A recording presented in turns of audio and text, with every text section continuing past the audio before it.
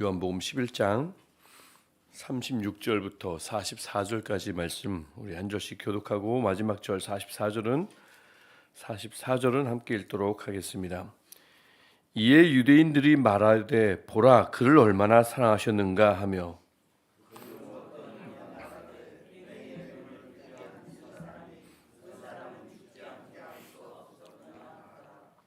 이에 예수께서 다시 속으로 비통히 여기시며 무덤에 가시니 무덤이 굴이라 돌로 막았거늘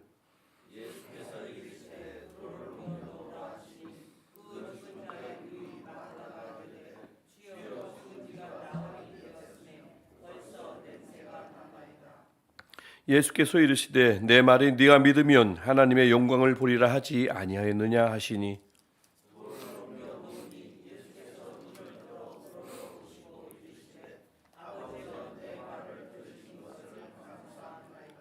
항상 내 말을 들으시는 줄을 내가 알았나이다. 그러나 이 말씀하옵는 것은 둘러선 무리를 위함이니 곧 아버지께서 나를 보내신 것을 그들로 믿게 하려 함이니이다.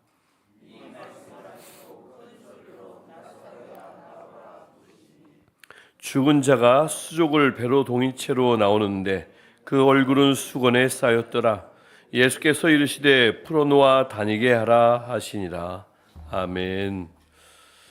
오늘 우리가 함께 읽었던 이 요한복음 11장은 아시는 것처럼 베다니에 살던 나사로가 살게 되는 사건을 담은 장입니다.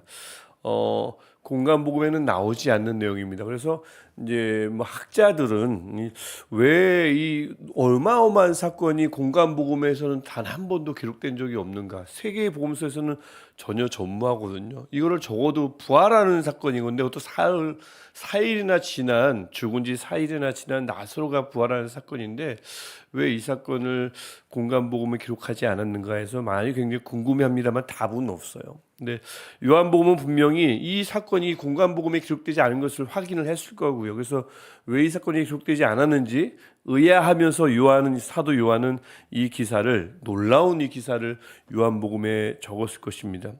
이 내용은 그렇죠. 나사로가 병도로 죽었다는 소식을 마르다 마리아가 사람을 통해서 예수님께 알렸습니다. 근데 예수님이 그 소식을 들으셨어요. 근데 바로 떠나지 않으시죠. 이틀이나 더 머무셨습니다.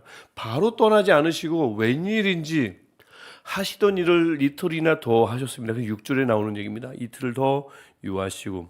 여러분 만약 이런 일이 교회에서 일어났다면 어떻게 됐을까요? 무슨 일이 일어날까요? 사람이 죽게 생겼다고 막 예를 들면 저에게 찾아왔습니다. 알겠습니다 하고는 제가 이틀 동안 제가 할 일을 계속했어요. 안 갔습니다. 어떤 일이 일어났을까요? 그 가족은 일단 100% 시험 들었겠죠. 또 가족 분이겠습니까? 여기저기서 전화가 오고 난리가 났을 거예요. 목사님 그러시면 안 되죠. 사람이 죽어가는데 그 하던 일이 뭐가 중요하다고 이틀이나 더 지체를 한단 말입니까? 난리가 날 거예요. 사실 어찌 보면 예수님도 그러시면 안 되죠. 이들 마리아, 마르다, 나사로 이들은 예수님께서 사랑하시는 자들이거든요. 요한복음 전체에서 예수님이 사랑하시는 자들은 이 셋입니다. 마르다, 마리아, 나사로. 물론 다른 분들도 다 사랑하셨지만 예수님의 끔찍한 사랑이 이들에게 집중되어 있음을 요한복음이 그 별칭을 통해서 알리고 있거든요. 근데 그중 하나인 나사로가 죽었단 말입니다. 다른 사람도 아닌 나사로가 죽어가는데 예수님은 그러거나 말거나 나사로가 병들었다는 소식을 듣고도 이틀 동안 머뭅니다. 그리고 3일째 되는 날 출발을 하세요. 베다니로 출발하십니다. 예수님도 그러면 안 될 것 같은데 당연히 예수님 다 이유가 있으시지만 표면상으로 보면 도무지 이해할 수 없는 행동이면 분명하다는 것입니다. 그래서 베다니에 도착했더니 나사로는 죽은 지 이미 4일이 지났습니다. 그것이 17절 내용입니다. 베다니는 그 당시 분위기가 얼마나 뒤숭숭했겠어요. 또 전체 분위기가 쫙 가라앉았겠죠. 장례 분위기니까. 예수님은 나사로가 죽은 지 4일이 돼서 나타나셨어요. 나사로는 더 이상 돌이킬 수 없는 길을 떠났습니다. 죽었습니다. 사별했습니다. 아니나 다를까 예수님이 도착하셨다는 소문을 마르다가 듣고는 버선발로, 물론 버선발은 버선은 안 신었겠죠. 표현하자면 버선발로 뛰어나가서 예수님께 말씀을 드리는데 마중하면서 말씀을 드린 게 21절입니다. 주께서 여기 계셨더라면 내 오라버니가 죽지 아니하였겠나이다. 왜 진작 오시지 않았습니까? 라는 원망입니다. 한편 좀 마리아는 좀 달랐을까요? 마리아도 다를 게 없습니다. 32절 말씀 보면 똑같이 말합니다. 주께서 여기 계셨더라면 내 오라버니가 죽지 아니하였겠나이다. 토시 하나 안 틀리고 똑같이 이야기해요. 주님이 좀 일찍 오셨으면 살아날 수도 있었을 텐데 다 끝났다는 겁니다. 예수님이 병을 고치는 분이심은 알았지만 믿었지만 죽은 자를 살리실 수는 없다는 생각에서 나온 표현입니다. 진작 여기 오셨으면 살려주셨을 텐데, 병을 고치셨을 텐데 이미 죽었으니 끝났습니다. 두 자매는 그렇게 예수님의 능력을 자기들 마음대로 자기들의 그릇된 신념으로 제한시켜 버렸어요. 예수님은 병을 고치시는 분, 하지만 예수님은 죽은 자를 살리실 수는 없는 분. 구약에 대한 조그만 지식만 있었어도 엘리야도 살렸죠. 엘리사도 죽은 자를 살린 적이 있는데도 불구하고 이들은 그 간단한 구약 본문에 나오는 선지자의 능력조차 예수님께 적용을 할 생각이 없었습니다. 그리고 원망에 빠졌습니다. 이러한 분위기에 조문객들도 한몫 거둡니다. 38절을 보면 맹인의 눈을 뜨게 하시더니 이 사람은 왜 나사로는 살리지 않는가? 왜 진작 와서 나사로를 병에서 구원하지 않는가? 원망하죠.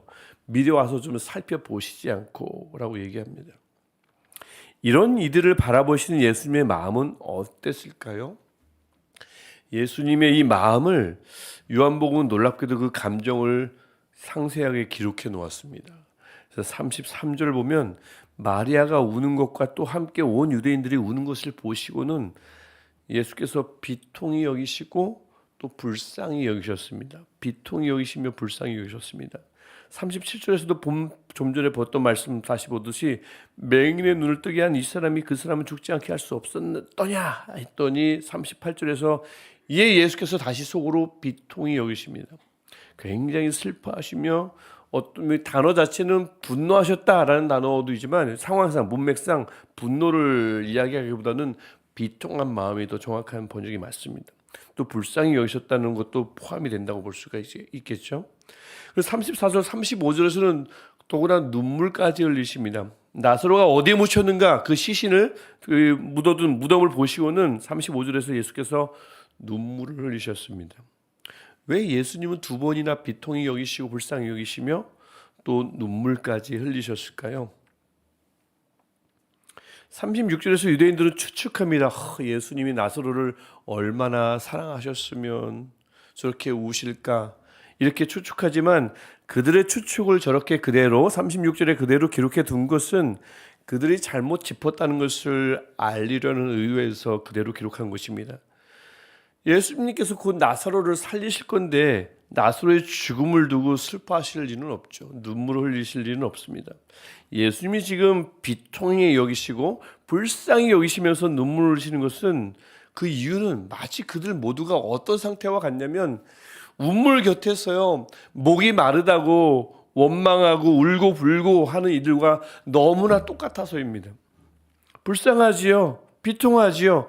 부활이요 생명이신 예수님이 바로 곁에 계신데 사망의 권세에 눌려서 슬퍼하고 원망에 빠져 있으니까요. 똑같은 겁니다. 네, 하지만 예수님이 그저 비통에 잠겨 있고 눈물을 흘리고 다시 가실 분이 아니죠. 감정에만 묶여 있을 분이 아닙니다. 하실 일을 행하시는 분입니다. 그래서 39절 돌을 옮겨 놓으라 명령합니다. 하지만 그 이유를 도무지 알 수 없는 마르다는 냄새가 나는데 왜 열어놓는가 반대를 하지만 저항하지만 예수께서 40절에서 말씀하시죠. 내 말이 네가 믿으면 하나님의 영광을 보리라 하지 아니하였느냐. 예수님을 믿으면 하나님의 영광을 봅니다. 근데 그렇지 않고 나는 지금까지 그렇게 살아온 적이 없는데요. 내 신념은 그것과 다른데요. 그래서 신념에 따라서 좁아터진 자기 경험에 따라서 행동할 때 위대하신 주님의 말씀을 믿지 못하는 거죠. 그래서 오늘 말씀 방금 읽었던 40절은 주님을 믿는 이들만이 하나님의 영광을 볼 것임을 다시 한번 마르다에게 알려주시는 아주 중요한 본문입니다. 주님을 믿는 이들만이 하나님의 영광을 볼 것입니다. 하나님의 임재를 경험할 것입니다. 이 말에 돌을 옮겨놓자 예수께서 바로 나사로를 살리시지 않고 41절과 42절 보면 기도를 하십니다.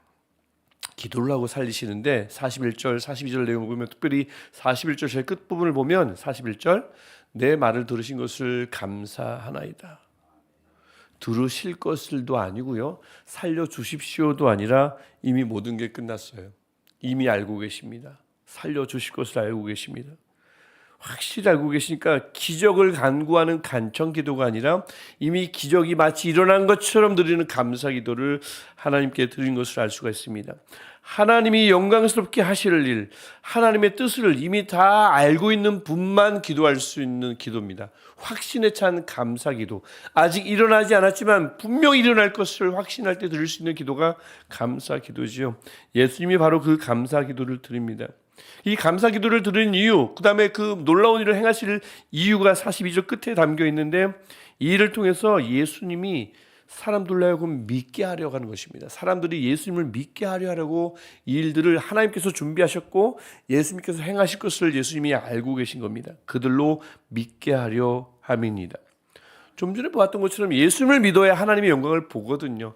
내 신념에, 내 그 좁아터진 경험에 사로잡히지 않고 하나님의 말씀을, 하나님을 믿어야, 예수님을 믿어야 하나님의 강력한 임재를 보기 때문에 예수님은 이 사건조차도 예수님이 어떤 놀라운 능력을 과시하기 위함이 아니라 이것이라도 통해서 이것만으로도 어떻게 좀 이 사람들이 예수님을 믿어보게 할까라는 이유로 이 일들을 행하시는 것입니다.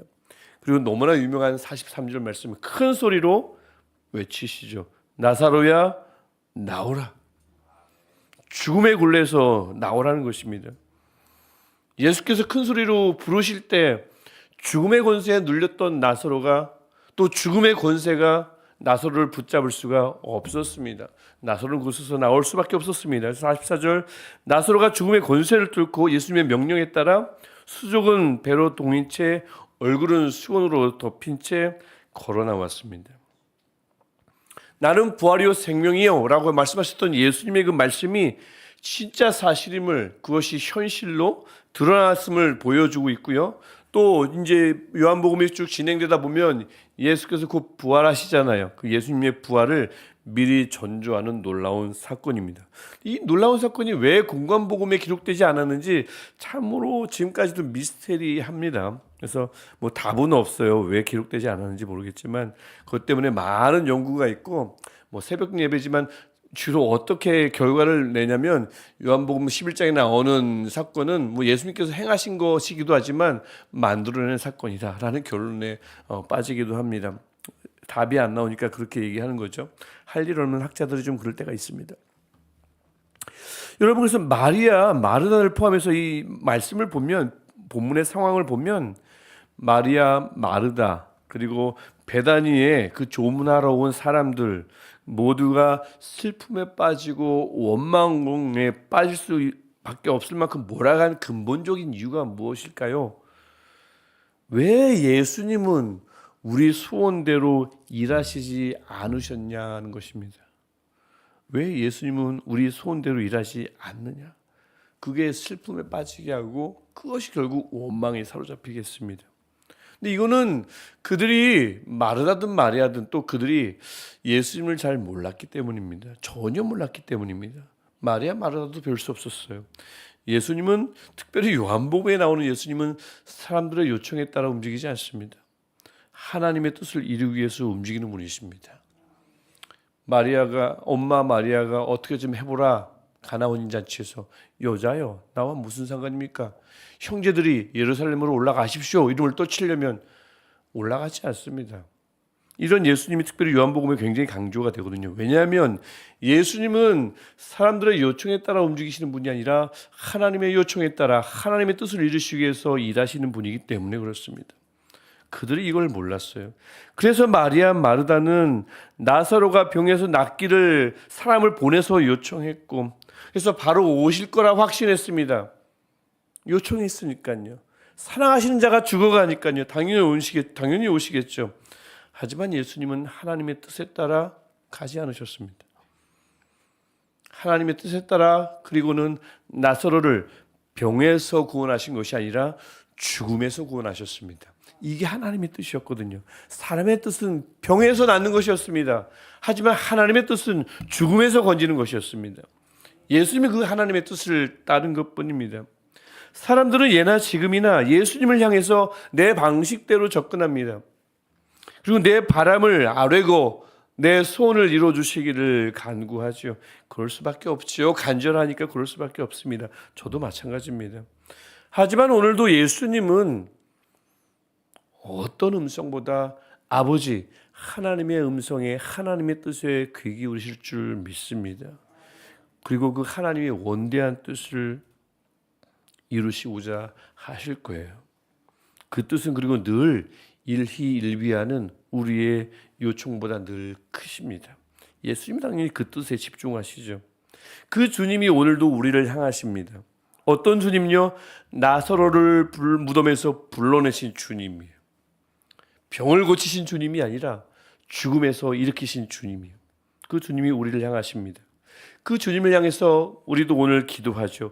오늘 우리는 또 그 주님께 무엇을 간절히 요청하면 좋을까요? 무엇을 요청하시겠습니까? 무엇을 기도하시겠습니까? 어쩌면 오늘도 우리가 열심히 기도해도 마르다와 마리아처럼 우리 기대와 달리 우리 주님은 이틀을 유하시듯 움직이시지 않을 수도 있습니다. 마르다 마리아처럼 애가 타는데 속이 타들어 가는데 아니면 마르다 마리아에게 일어난 일들처럼 나사로가 이미 죽어버려서 소망이 모두 사라진 것 같은데 앞이 캄캄한데 내 마음이 온통 슬픔에 푹 잠겨 있는데도 예수님이 4일 동안 나타나시지 않았던 것처럼 주님은 오늘도 우리의 요청에 아랑곳하지 않고 침묵하실 수 있습니다. 여러분 그래도 우리 주님께 기도하시겠습니까? 침묵하셔도요. 이틀 동안 유하셔도요. 4일이 돼도 나타나지 않으셔도 우리 주님께 매달리시겠습니까? 그분을 신뢰하시겠습니까? 우리 그 예수님은 오늘도 그 하나님의 뜻을 아시고 오늘도 우리 예수님은 그 하나님의 큰 뜻을 이루고 계신 줄 믿습니다. 우리를 향해서도 우리의 뜻이 아닌 더 크고 원대한 하나님의 뜻을 이루시기 위해서 때로는 유하시기도 하고 때로는 4일이 지나야 나타나시기도 하실 줄 믿습니다. 하지만 중요한 것은 우리가 바라는 것과는 비교할 수 없는 그 하나님의 뜻을 예수님은 우리에게 분명히 이루어 주실 줄 믿습니다. 그런 분이시거든요. 예수님은 결국 그분의 때가 되면 우리를 슬픔에서 원망에서 막막함에서 걱정과 불안에서 무기력함의 무덤에서 큰 소리로 우리를 불러내실 줄 믿습니다. 나사로야 나오라. 우리가 그 음성을 들을 때까지 우리가 할 일은 무엇이겠습니까? 마리아 마르다처럼 할 일을 하는 것입니다. 사람을 보내어 요청하듯 아버지께 기도하는 것입니다. 예수님은 그러면 반드시 우리를 향한 하나님의 뜻을 그분의 때에 꼭 이루어 주실 것입니다.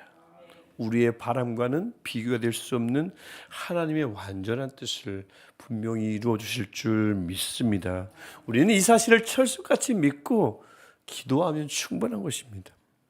오늘도 그렇게 우리가 오늘도 주님께 우리의 작은 소원을 또 들쑥날쑥하는 우리의 감정을 그대로 우리 감정 상태를 하나님께 아뢰야지 숨기겠습니까? 그대로 아뢰 수밖에 없습니다.